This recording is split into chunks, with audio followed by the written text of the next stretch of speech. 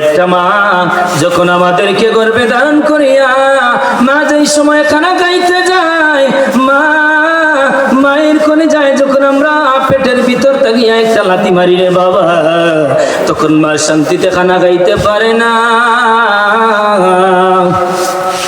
মা যখন ঘুমাইতে যায়, আমরা সন্তান যখন মায়ের কলিজার মধ্যে একটা লাথি মারি, তখন মা শান্তিতে ঘুমাইতে পারে নাই। মা যখন শান্তিতে খানা খাইতে পারে নাই, তখন পাশের বাড়ি যে মহিলারা ডাক দিয়া বলে, ওরে বোন, আজকে তুমি কি কারণে কয়েকটা দিন থেকে খানা খাইতে পারো না?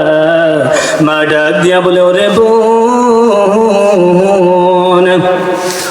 আমি আপনাকে জানিয়ে দিলাম আমার অন্তরের মধ্যে কোনো কষ্ট নাই রে বোন, কারণ আমার সন্তানটারে আমি পেটে ধারণ করেছি। ওরে বোন, আমার সন্তানটা লইয়া আমি কত শান্তিতে আছি। আমার খানা খাওয়ার কোনো রুচি নাই, আমার মুখের মধ্যে রুচি নাই, এই জন্য আমি খানা খাইতে পারি না। ও বন্ধুরা আমার, বাবারা আমার, ও মেদিনী মহল গ্রামের কলিজার টুকরা যুবক ভাই, আপনাদেরকে জানিয়ে দিবার চাই, মেয়েদের পাল্লায় পরে ডিপ্রেশনে পড়ে যাইবা না। মেয়েদের পাল্লায় পড়িয়া ডিপ্রেশনে পড়িয়া মা বাবার অন্তরের মধ্যে কোনোদিন কষ্ট দিবা না। মা বাবা হলো তোমার জন্য জান্নাত, আল জান্নাতু তাহতা আকদামিল উম্মাহাত। মায়ের পায়ের নিচে হলো সন্তানের বেহেশত। এই কথা জানিয়ে আমরা যদি মা বাবার খেদমত করতে পারি, অনেক সন্তান আছে শিক্ষিত হইয়া যায়, কিন্তু সন্তানগুলা যখন শিক্ষিত হয় তারপরেও কিন্তু মা বাবাকে বৃদ্ধাশ্রমে দেয়, ঠিক কিনা? আল্লাহ পাক রব্বুল আলামিন বলেন, ওরে বান্দা, আমি আল্লাহ তোর মায়ের মধ্যে আমি আল্লাহ পাক রব্বুল আলামিন এত ধৈর্য বাড়াইয়া দিলাম। 46 থেকে 48 ডিগ্রি যদি একটা মানুষের শরীরে ব্যথা হয়, মানুষটা দুনিয়ার জমিনে বাঁচার মতো আর ক্ষমতা থাকে না। কিন্তু একটা মা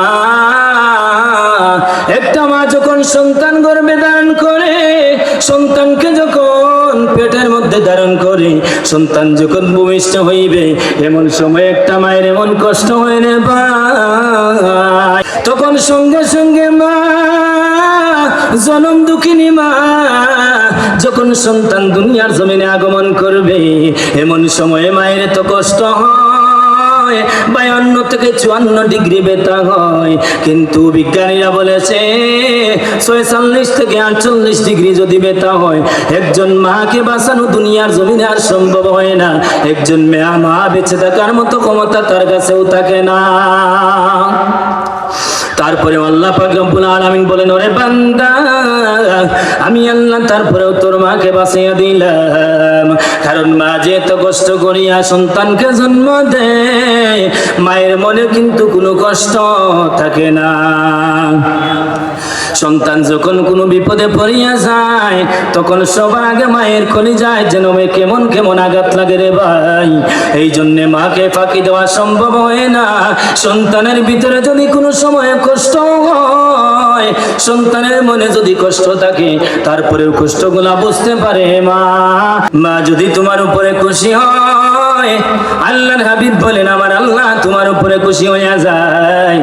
মা বাবা যদি তোমার উপরে অসন্তুষ্টি হয়, আমার আল্লাহ অসন্তুষ্টি হইয়া যায়।